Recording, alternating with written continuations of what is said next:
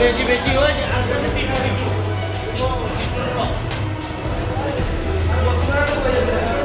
বেশি বেশি হয়েছে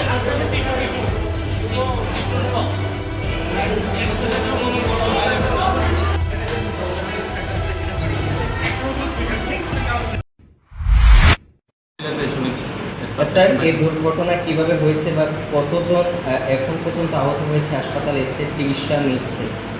অ্যাজ পার পেশেন্ট পার্টি যা শুনতে পেরেছি যে অটো উল্টে গিয়ে ঘটনাটা ঘটেছে। তো এখন অবধি কাউন্ট যেটুকু করেছি যে 15 থেকে 16 জনের মতন আহত হয়েছে।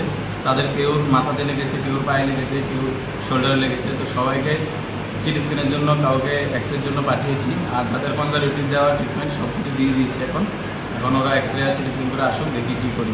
অধিকাংশ দেখা যাচ্ছে শিশু এবং বাচ্চা ছিল, 5 থেকে 6 জনের মতন ছিল শিশু। শিশুগুলো এত সিরিয়াস ছিল না, কিন্তু বড় যারা ছিল তাদের মাথাতে লেগেছে। আর কিছু সামারি কি নিতে পেরেছেন যে চালক, সেই চালক কি এসে বা তার? না, চালক এখনো খুঁজে পাওয়া যায়নি। কতজন হবে? 15 থেকে 16 জনের মতন। কোন জায়গাতে? কলেজটিতে এক অটোতেই নাকি? এক অটোতেই ছিল। আমি মালবাহী পেরেছি মালবাহী ক্যান্টার ছিল আমি। ঠিক আছে, ধন্যবাদ। রাতারানি আসমানটা আছে না, হ্যাঁ গেছিল আর কি, আজকাল রথা ছিল। হ্যাঁ তারপরে তাদের রথা থেকে মাল গাড়ি